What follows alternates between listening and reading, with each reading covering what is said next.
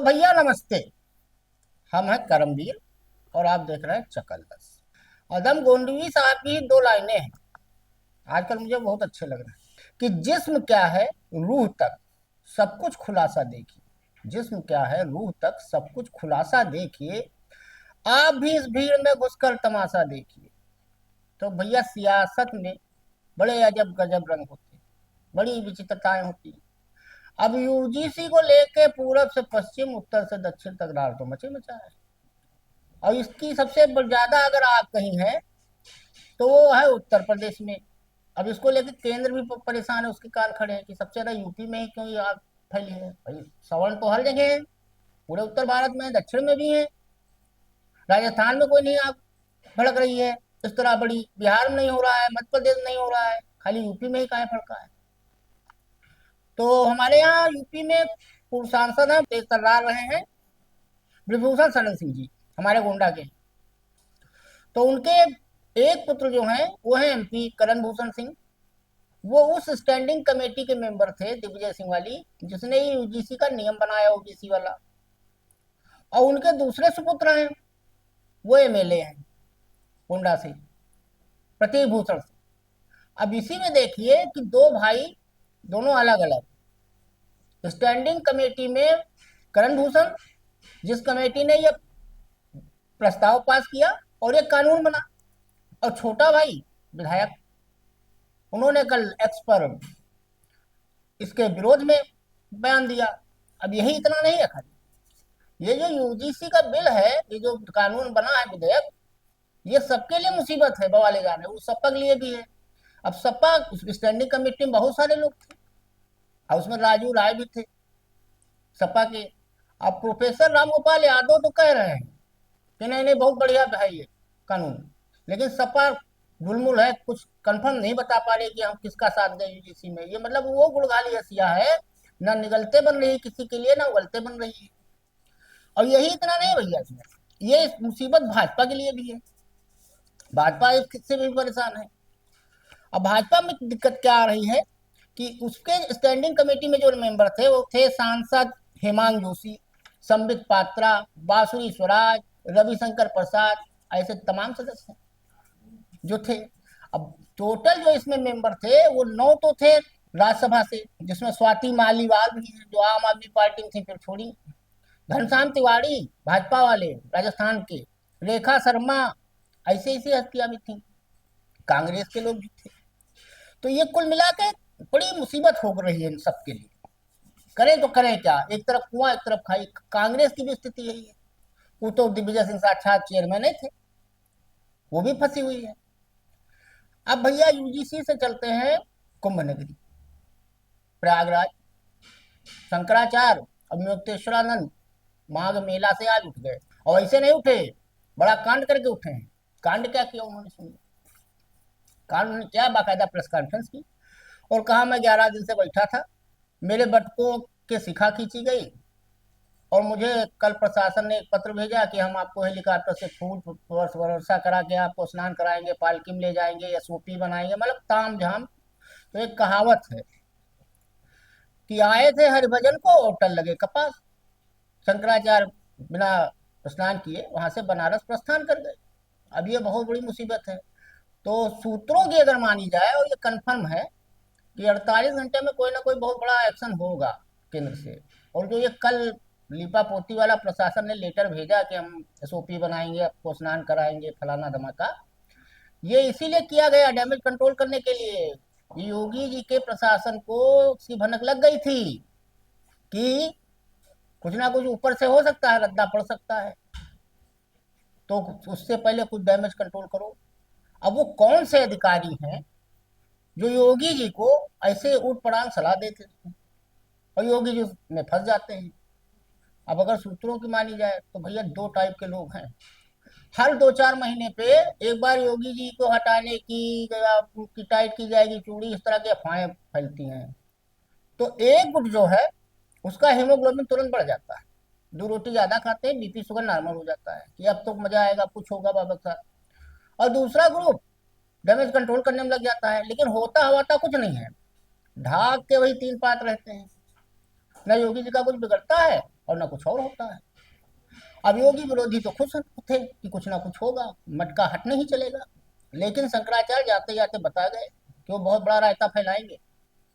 अब उन्होंने वृंदावन में जो हो रहा है तोड़ फोड़, और गोस्वामी लोगों के पास जो मंदिर है उस पर प्रशासन जो कब्जा करना चाहता है, उस पर भी वो रणनीति बनाने कह गए हैं। यानी कि जो ये गंगा की धार निकली माघ मेले से, ये बहुत दूर तक बहेगी, और इसमें भी इसकी जद में कई आएंगे। अब आप सोचिए कि सारा मुद्दा शुरू कहाँ से हुआ, रायता फैला कहाँ से। ये रायता सबसे पहले जो फैला, वो आपको याद होगा कि पिछले महीनों ब्राह्मण सम्मेलन हुआ, क्षत्रिय सम्मेलन हुआ, पंकज चौधरी उसी समय बनाए गए प्रदेश अध्यक्ष भाजपा के। अब जब वो बनाए गए तो उन्होंने ब्राह्मणों के सम्मेलन के बाद नोटिस दिया, हाय तोबा मचा, फिर उसको डैमेज कंट्रोल किया गया कैसो करके। ये सब राहु काल चल रहा है, योगी जी के लिए सबसे बड़ी मुसीबत रहती है, कुछ ना कुछ लगे रहता है। उसके बाद क्या हुआ, मणिकर्णिका घाट वाला मामला उठ गया कि वहां देवी अहिल्याबाई की मूर्ति उर्ति तोड़ दी गई, वो रायता अब उसको कैसे मैनेज करें। वो रायता बटोर ही रहे थे कि तब तक नया रायता ये शंकराचार्य वाला हो गया। अब उनके साथ तो भैया नागा साधु भी आ गए, और हाँ, मोदी जी के गुरु गुरु गुरु रह गए, चेला तो शक्कर हो गया, प्रधानमंत्री हो गया। शंकर सिंह बाघेला वो तक आ गए शंकराचार्य से मिलने माघ मेला में। केशव प्रसाद मौर्य तो भगवान शंकराचार्य कह ही चुके थे, उमा भारती खुल के आ गई। अब भाजपा का कोई भी प्रवक्ता किसी बड़े चैनल पर नहीं आ रहा इस मामले में, क्योंकि हो गया हिंदू वर्सेज हिंदू और सनातन वर्सेज सनातन। अब वीडियो भी कई वायरल, एक 2020 का वायरल है कि वो मुख्यमंत्री जी जब वो काशी विश्वनाथ मंदिर वाला तोड़ फोड़ हो रही थी, तब उन्होंने फोन किया था अमित शाह को, और उन्हें भाभी शंकराचार्य बताया। एक लेटर वायरल है, हमारी राज्यपाल हैं आनंदीबेन पटेल जी का, उन्होंने शंकराचार्य के रूप में उनको संबोधन किया था। तो ये सारी चीजें चल रही थी। इसी बीच में एक और कांड हुआ।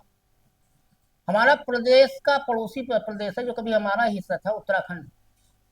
तो योगी जी के नक्शे कदम पे वहाँ मुख्यमंत्री है पुष्कर सिंह धामी, वो भी चल रहे हैं बिल्कुल, वो उत्तराखंड के योगी बन के रहेंगे, मानेंगे नहीं, मैं कह दिया है, तुम लोग चाहे जो कर लो, मैं वहाँ का योगी बन के रहूंगा।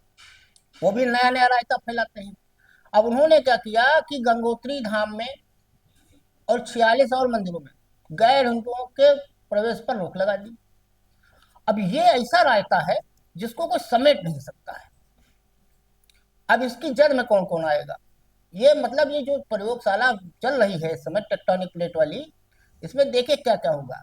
अब मजेदार बात यह है कि संघ, आरएसएस मतलब, या जितने भी हिंदूवादी संगठन है जो कोई बड़ा प्रोग्राम करते हैं, तो सबसे जो बड़े बड़े जितने बाबा हैं वो सब तो है उत्तराखंड में, और सब सरकारी बाबा है मैक्सिमम, 2 4 10 को छोड़ दिया जाए, बाकी सरकारी बाबा है। अब वो कर क्या रहे हैं, वो कोई सम्मेलन करते हैं तो खाली अपने ही लोग नहीं बुलाते हैं, वो दलाई लामा को भी बुला लेते हैं, पूज्य पवन पावन को। कभी कभी वो जैन मुनि लोकेश को बुला लेते हैं, जैन धर्म के और संत हैं जो सरकारी हैं वो भी आ जाते हैं। अब सबसे टेक्निकल जो मामला फंसा है, जो मेरी समझ में नहीं आ रहा है, कि उत्तराखंड के राज्यपाल हैं लेजर general lieutenant general Gurmeet Singh. अब अगर भाई 46 मंदिर पर अगर गैर हिंदुओं के प्रवेश पर रोक लगा दोगे, तो सिख तो हिंदू होते नहीं है, सनातनी नहीं है, तो भैया राज्यपाल महोदय कैसे जाएंगे। ये एक बहुत बड़ी समस्या है जिसके बारे में कोई सोच ही नहीं रहा है। अब भैया कल तो आपने देखा रायता फैला ही, वो अलंकार वाला, अलंकार अग्निहोत्री, आज उनको बुक कर दिया गया, गाड़ी वाड़ी में बैठा उठा के उनको भेज दिया गया शामली, उनके एक मित्र थे अधिकारी हैं, ले गए, रायता फैला ही था। लेकिन जो दूसरा इस्तीफा कल हुआ था, Prashant Singh, deputy collector GST Ayodhya, रो रहे थे, रो का रहे थे, फबक फबक कर रो रहे थे। और किससे रो रहे थे, तो हमको आप सपना आया रात में, तो हमने कहा आपको बता दें सपने में देखा क्या मैंने। अब भैया जो आदमी फपक फपक के अपनी बीवी के पास फोन करके रो रहा हो कि हमारी भावनाएं आहत हुई हैं। एक तो हमारे देश में दो चीजें बहुत जल्दी होती हैं, एक तो कब किसकी कहाँ कैसे क्यों भावना आहत हो जाएगी कोई नहीं जानता, गॉड नोज ओनली, शायद भगवान भी नहीं जानते। और दूसरी बात, लोगों को रात को नींद नहीं आती है, इनको भी 2 दिन से नहीं आ रही थी प्रशांत सिंह को। अरे अपनी बीवी के पास रोए, और बताया इन्होंने कि मैंने योगी जी का नमक खाया है। अरे भैया हमने टाटा का नमक खाते सुना था लोगों को, सेंधा नमक खाते सुना था, व्रत व्रत में वो एक होता है फलाहारी नमक वो खाते सुना था, योगी जी का कौन सा नमक है भैया ये पता नहीं है। हो सकता है कोई ब्रांड बनाते हो या मटका खाते हो, वैसे तो हमारे हिसाब से तो वो जनता का नमक खा रहे हैं, हमारे टैक्स का। तो मुझे सपना क्या आया कि प्रशांत सिंह जी फंस गए बुरे में, और बात सही भी निकली बाद में, तो सपना सही हुआ। अब आपने देखा होगा इसमें दो तीन चीजें चल रही हैं, काल नेमी, भस्मासुर। तो अब नया एक इसमें और एंट्री हुई है, रावण और विभीषण की, कि लंका किसने लगाई और लंका लगी कैसे इस पूरे मामले में। कम से कम अलंकार अग्निहोत्री की हिम्मत हुई कि उन्होंने कहा कि ये ब्राह्मणों का अपमान हो रहा है। ये तो प्रसाद सिंह तो ये भी नहीं कह पाए कि क्षत्रियों का अपमान हो रहा है, इतनी हिम्मत भी इनके अंदर नहीं थी। क्षत्रियों को इसके बारे में सोचना चाहिए कि इनके साथ कुछ क्या किया जाए। दूसरा एक कांड हुआ, कांड ये था कि इन्होंने ऐसे नहीं इस्तीफा दिया है, और वैसे भी इस्तीफे का कोई मतलब नहीं होता। इस्तीफा तो आजकल एक प्रचलन हो गया है कि कुछ भी हाईलाइट होना तो इस्तीफा दे दो, उसका एक प्रोसेस होता है, उसी प्रोसेस से हो सकता है, इसे नहीं होता है। तो इन्होंने क्या किया, इनके ऊपर मामला क्या था कि इनके एक भाई हैं सगे, मऊ के रहने वाले हैं प्रशांत सिंह, उनका नाम है डॉक्टर विश्वजीत सिंह, इनके बड़े भाई हैं, सगे बड़े भाई हैं, मऊ के रहने वाले।